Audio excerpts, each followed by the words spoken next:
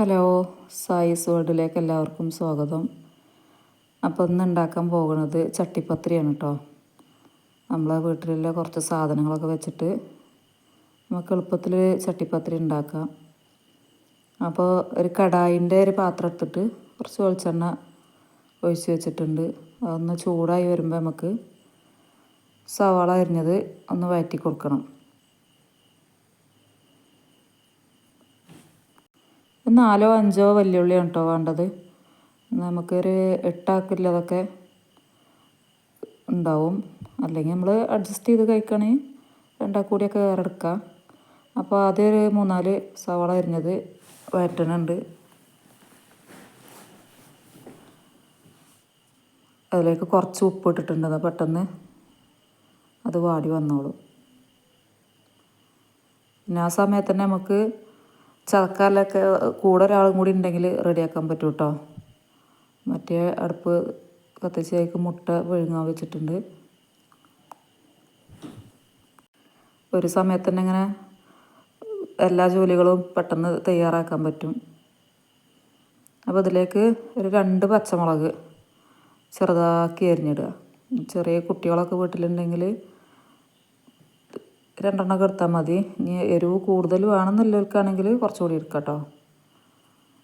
അപ്പോൾ അതൊന്ന് വാടി വരുന്ന സമയത്തേക്ക് നമുക്ക് ഒന്ന് അടച്ച് വെക്കണം. ഇതിലേക്ക് മുമ്പ് ഞാൻ തയ്യാറാക്കി വെച്ചിരുന്ന ഇഞ്ചി പേസ്റ്റാണ് കേട്ടോ. വെറും ഇഞ്ചിൻ്റെ പേസ്റ്റാണ്.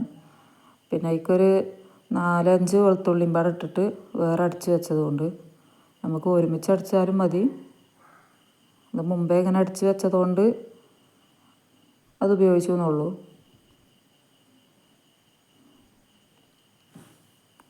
ഇനി വെറൈറ്റി ആയിട്ട് ഉണ്ടാക്കുന്നവരുണ്ടെങ്കിൽ ഒന്ന് കമൻറ്റ് ചെയ്യണം കേട്ടോ, എങ്ങനെ ഉണ്ടാക്കലെന്നുള്ളത്. പിന്നെ മല്ലിക്ക് പകരം ഞാൻ മറ്റേ ഓലയാണ് എടുത്തിട്ടുള്ളത്, ആഫ്രിക്കൻ മല്ലി. അതൊരു 3 എണ്ണം ചെറുതാക്കി അരിഞ്ഞിട്ട് ഇടുന്നുണ്ട്. പിന്നെ 2 കറിവേപ്പിൻ്റെ ഇല ഒന്നും കൂടി ഒന്ന് മിക്സ് ചെയ്തിട്ട്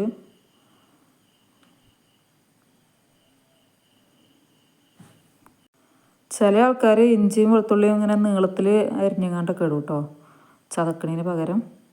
അങ്ങനെയും പറ്റും. കുട്ടികളൊക്കെ ഉണ്ടാകുമ്പോൾ അത് കഴിക്കുമ്പോൾ അവർക്കൊരു ഇഷ്ടപ്പെടില്ല. അതുകൊണ്ടാണ് ഞാൻ ചതച്ചിട്ടത്.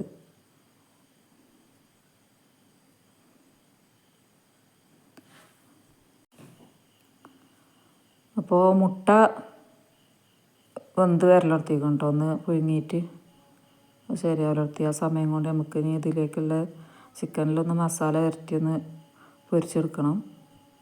അപ്പോൾ നല്ല എല്ലില്ലാത്ത കഷ്ണം നോക്കിങ്ങാണ്ട് 4-5 ചിക്കൻ്റെ പീസാണ് ഞാൻ എടുത്തിട്ടുള്ളത്. അതിലേക്ക് ഉപ്പും മഞ്ഞൾപ്പൊടിയും മുളകും പൊടിയും കൂടെ ഒന്ന് മിക്സ് ചെയ്തിട്ട് ഒന്ന് മസാല പിടിപ്പിച്ച് വെക്കുക. അധികം സമയമൊന്നും വേണ്ട, നമുക്ക് അപ്പം തന്നെ പൊരിച്ചെടുക്കാനും പറ്റും.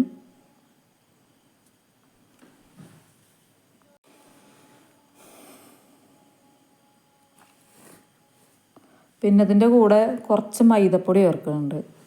ഇനി കോൺഫ്ലവർ ഇല്ലവർക്കാണെങ്കിൽ കോൺഫ്ലവറും ചേർത്ത് കൊടുക്കുക. അതുണ്ടെങ്കിൽ മതി കേട്ടോ. നല്ലോണം ഒന്ന് മിക്സ് ചെയ്ത് ഇങ്ങോട്ട് തേച്ച് പിടിപ്പിക്കുക കേട്ടോ. അപ്പോൾ നേരത്തെ വെച്ച ഉള്ളി ഒന്ന് വാടി വന്നിട്ടുണ്ട് കേട്ടോ. ഇതിലിങ്ങനെ കാണുമ്പോൾ വാടിയിട്ടില്ല തോന്നും, പക്ഷേ വാടിക്കണ നല്ലോണം.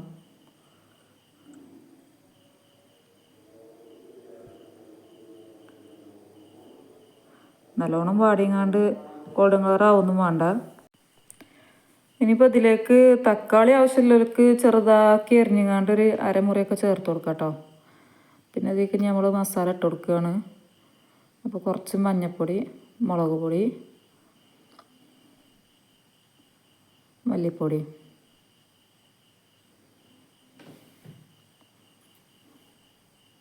പിന്നെ ഗരം മസാലൻ്റെ ഒരു പൊടി ഉണ്ടെങ്കിൽ അതൊരു കുറച്ചിട്ട് കൊടുക്കുക, അതിൻ്റെ ആ സ്മെല്ലൊക്കെ ഒന്ന് മാറാൻ വേണ്ടിയിട്ട്. പിന്നെ 1/2 സ്പൂണ് കുരുമുളകിൻ്റെ പൊടി ഇവിടെ ചേർത്ത് ഒന്നും കൂടിയും വാടി വരട്ടെ. ആ സമയം കൊണ്ട് നമുക്ക് ചിക്കനൊന്ന് പൊരിച്ചെടുക്കണം.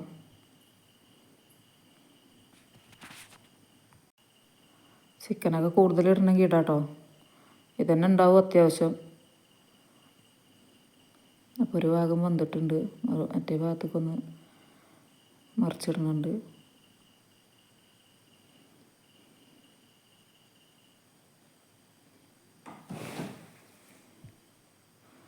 അപ്പോൾ നേരത്തെ പുഴുങ്ങി വെച്ച മുട്ട നമുക്കൊന്ന് തോട് പൊളിച്ച് വെക്കണം. ഇതിങ്ങനെ റൗണ്ടായിങ്ങാണ്ടോ അല്ലെങ്കിൽ നീളത്തിലൊക്കെ നമുക്ക് എരിഞ്ഞിടാം കേട്ടോ.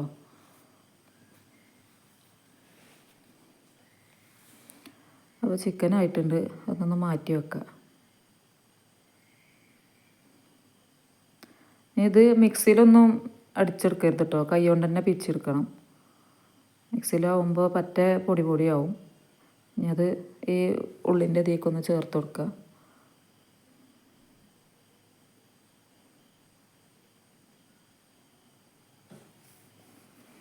അപ്പോൾ ആ പണി റെഡിയായി. അടുത്ത ഇതിലേക്കുള്ള മാവ് ഉണ്ടാക്കണം. അപ്പോൾ ഒരു 4-5 കിലോ മൈദ, പിന്നെ അതിലേക്ക് 2 മുട്ടയും ചേർത്ത് കൊടുക്കണം, ഒരു നുള്ളുപ്പും.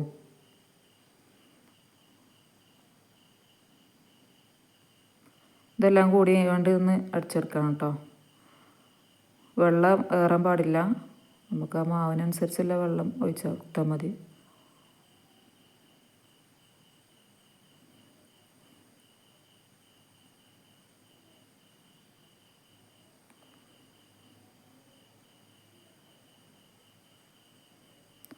അപ്പോൾ ആ മാവ് നമുക്കൊന്ന് വേറെ പാത്രത്തേക്ക് മാറ്റി വെക്കാം.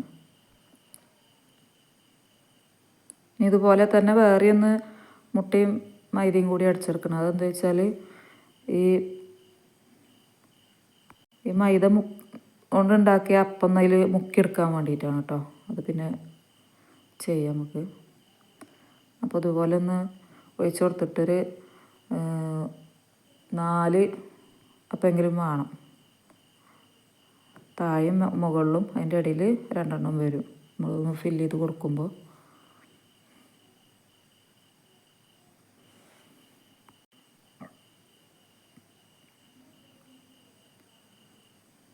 അപ്പോൾ ഓരോന്നോരോന്ന് നമുക്ക് റെഡിയാക്കി എടുക്കാം. പൊട്ടാതെ നോക്കണം കേട്ടോ, അപ്പോൾ അല്ലെങ്കിൽ അതിൻ്റെ ഇടയിൽ കൂടിയൊക്കെ മസാല ഇറങ്ങിപ്പോവും.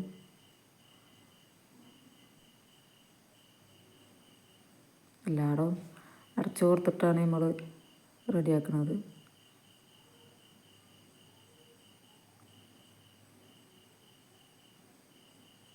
അപ്പോൾ ഇത് നേരത്തെ പറഞ്ഞ നമുക്ക് മുക്കിയെടുക്കാൻ പറ്റിയ അതും ഉണ്ടാക്കണം അതിൻ്റെ ഇടയിൽ കേട്ടോ. അതിന് 2 മുട്ട ഇടുക.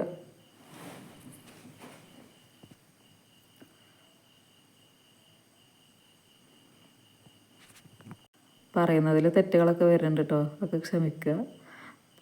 ആദ്യമായിട്ട് തുടങ്ങുന്ന ചാനലായതുകൊണ്ടേ. ഒതിക്ക് കുറച്ച് കുരുമുളക് ഇടുന്നുണ്ട് കേട്ടോ, എരിവിന് വേണ്ടിയിട്ട്. അപ്പോൾ അതവിടെ റെഡിയായി. നമുക്ക് ഫില്ലിങ്ങാണ്, അതെങ്ങനെ വെക്കുകയെന്ന് നോക്കാം. അപ്പോൾ നേരത്തെ ഉണ്ടാക്കി വെച്ച അപ്പം ഓരോന്ന് ഇതിൽ മുക്കിയെടുക്കുന്നുണ്ട്.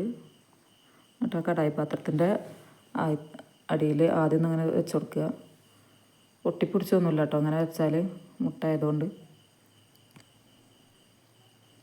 നമുക്ക് റെഡിയാക്കാം. അതിൻ്റെ മേലേക്ക് ഓരോ സ്പൂണ് ആ മസാലക്കൂട്ടൊന്ന് റെഡിയാക്കി കൊടുക്കണം. പിന്നെ പുഴുങ്ങി വെച്ചിരുന്ന മുട്ട വെച്ച് കൊടുക്കണം. ഇനി ഇതിൻ്റെ മുകളിൽ വീണ്ടും ഒരപ്പം അതിൽ മിക്സ് ചെയ്തിട്ട് ഒന്ന് വെച്ച് കൊടുക്കുന്നുണ്ട്.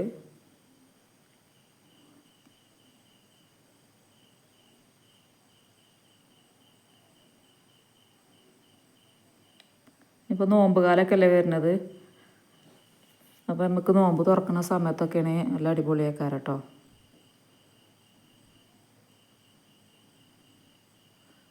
ഇങ്ങനെ ഓരോ ഭാഗത്തും ഓരോ ലെയറും വെച്ചിട്ടത് കംപ്ലീറ്റ് ചെയ്യുക.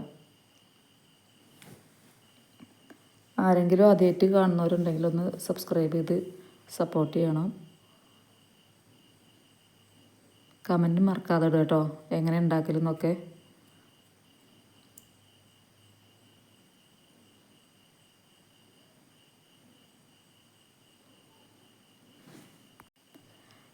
ഏകദേശം നമ്മൾ സമൂസൻ്റെ ഉള്ളിലേക്ക് നിറക്കുന്ന മസാല തന്നെയാണ് ഇതിലേക്കും വരുന്നത് കേട്ടോ. പിന്നെ ഇങ്ങനെ ഒരു അപ്പം ഉണ്ടാക്കിയിട്ട് അതിൻ്റെ മേലേക്ക് വെക്കണം എന്നുള്ളൂ. പിന്നെ അത് വേവാൻ വെക്കുമ്പോൾ ഈ മുട്ടയിൽ മുക്കിയതുകൊണ്ട് കുറച്ച് സമയം തീ കുറച്ച് വെച്ചിട്ട് വേണം വേവിക്കാൻ, അല്ലെങ്കിൽ അത് അടി കരിഞ്ഞു പോകും.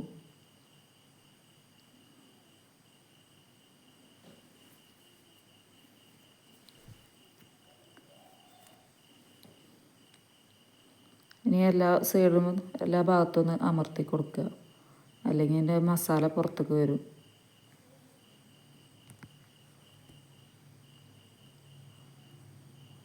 ബാക്കിയുള്ള മുട്ടൻ്റെ അത് ഒന്ന് ഒഴിച്ച് കൊടുത്തിട്ടുണ്ട് കേട്ടോ, ഒന്ന് സെറ്റാവാൻ വേണ്ടിയിട്ട് സൈഡ് ഭാഗമൊക്കെ.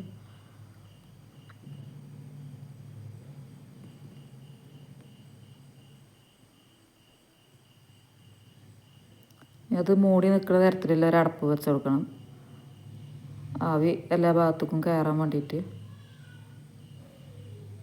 നമുക്ക് കുറച്ച് സമയം കഴിഞ്ഞിട്ട് അത് തിരിച്ചിട്ട് കൊടുക്കുക. അങ്ങനെ വേവിച്ച് കഴിഞ്ഞ് നമ്മൾ ചട്ടിപ്പത്തിരി റെഡിയായി. അപ്പോൾ ഒന്ന് മുറിച്ച് നോക്കാം നമുക്ക്.